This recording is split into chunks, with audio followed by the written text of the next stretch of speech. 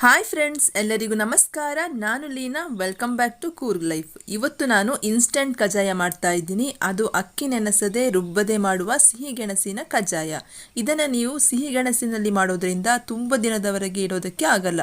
ಒಂದು ವಾರದವರೆಗೆ ಇಡ್ಬೋದಷ್ಟೇ. ಮನೆಯಲ್ಲಿ ಸಿಹಿ ಗೆಣಸು ಇದ್ದರೆ ಈ ರೀತಿಯಾಗಿ ಒಂದು ರೆಸಿಪಿಯನ್ನು ಮಾಡಿ ತುಂಬಾ ಚೆನ್ನಾಗಿರುತ್ತೆ. ಹಾಗೆ ನನ್ನ ಚಾನಲನ್ನು ಯಾರಾದರೂ ಸಬ್ಸ್ಕ್ರೈಬ್ ಮಾಡದೆ ನೋಡ್ತಾ ಇದ್ದರೆ ಸಬ್ಸ್ಕ್ರೈಬ್ ಮಾಡ್ಕೊಳ್ಳಿ. ಹಾಗೆ ಸ್ಕಿಪ್ ಮಾಡದೆ ವಿಡಿಯೋವನ್ನು ಕೊನೆಯವರೆಗೆ ನೋಡಿ.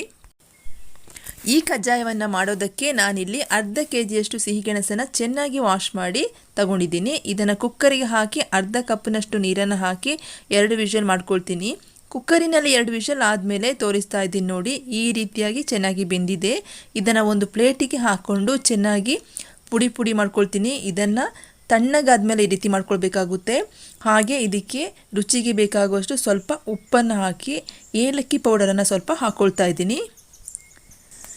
ಇದರ ಜೊತೆಗೆ ನಾನು 2 ಟೇಬಲ್ ಸ್ಪೂನಷ್ಟು ಹಾಲಿನ ಪುಡಿ ಅಥವಾ ಮಿಲ್ಕ್ ಪೌಡರ್ ಹಾಕ್ಕೊಳ್ತೀನಿ. ಇದು ಆಪ್ಷನಲ್, ಇದ್ದರೆ ಹಾಕ್ಕೊಳ್ಳಿ, ಇಲ್ಲ ಅಂದರೆ ಬೇಡ.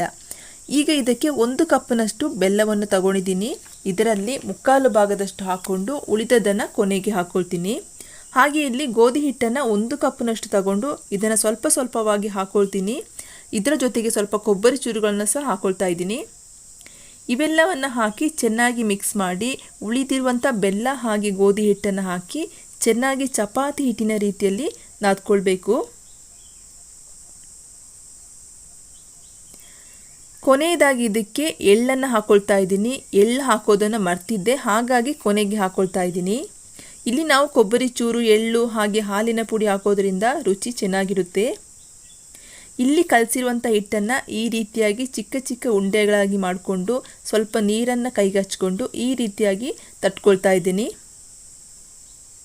ನೀವು ಬೇಕಿದ್ರೆ ಕೈಗೆ ಎಣ್ಣೆ ಅಥವಾ ತುಪ್ಪವನ್ನು ಹಚ್ಕೊಳ್ಬೋದು. ಇದನ್ನು ಈ ರೀತಿಯಾಗಿ ತಟ್ಟಿ ಇಟ್ಕೊಂಡಿದ್ದೀನಿ ನೋಡಿ. ಹಾಗೆ ಇನ್ನೊಂದು ಕಡೆ ಎಣ್ಣೆ ಬಿಸಿಯಾಗೋದಕ್ಕೆ ಇಟ್ಟಿದ್ದೆ. ಎಣ್ಣೆ ಬಿಸಿಯಾದ ಮೇಲೆ ಒಂದೊಂದಾಗಿ ಹಾಕ್ಕೊಳ್ತಾ ಇದ್ದೀನಿ. ನಾವಿಲ್ಲಿ ಗೋಧಿ ಹಿಟ್ಟನ್ನು ಬಳಸಿರೋದ್ರಿಂದ ತುಂಬಾ ಬೇಗ ಬೇಯುತ್ತೆ. ಯಾರಾದರೂ ಈ ರೆಸಿಪಿಯನ್ನು ಮಾಡಿಲ್ಲ ಅಂದರೆ ಒಮ್ಮೆ ಮಾಡಿ ಇನ್ಸ್ಟಂಟಾಗಿ ಮಾಡ್ಕೋಬೋದು. ನೀವಿಲ್ಲಿ ಗೋಧಿ ಹಿಟ್ಟಿನ ಬದಲು ಅಕ್ಕಿ ಹಿಟ್ಟನ್ನು ಬಳಸ್ಬೋದು. ನಾನು ಸ್ವಲ್ಪ ಡಿಫ್ರೆಂಟ್ ಟೇಸ್ಟ್ನಲ್ಲಿ ಇರಲಿ ಅಂತ ಈ ರೀತಿ ಮಾಡ್ತಾ ಇದ್ದೀನಿ.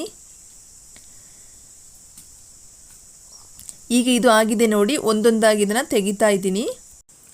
ಈಗ ಸಿಹಿಗೆಣಸಿನ ಕಜ್ಜಾಯ ರೆಡಿಯಾಗಿದೆ ನೋಡಿ. ಇದನ್ನು ಸರ್ವ್ ಮಾಡ್ಕೊಳ್ತಾ ಇದ್ದೀನಿ. ಈ ರೆಸಿಪಿ ನಿಮಗೆಲ್ಲ ಇಷ್ಟ ಆದರೆ ಲೈಕ್, ಶೇರ್, ಕಮೆಂಟ್ ಮಾಡಿ. ಹಾಗೆ ಮತ್ತಷ್ಟು ಈಸಿ ರೆಸಿಪಿಗಾಗಿ Laksha Leena Coorg life channel subscribe ಮಾಡೋದನ್ನು ಮರಿಬೇಡಿ. ನಾಳೆ ಮತ್ತೊಂದು ರೆಸಿಪಿಯೊಂದಿಗೆ ಸಿಗ್ತೀನಿ. ಹಾಗೆ ವಿಡಿಯೋ ನೋಡಿದ್ದಕ್ಕಾಗಿ ಎಲ್ಲರಿಗೂ ಧನ್ಯವಾದಗಳು. Thank you for watching.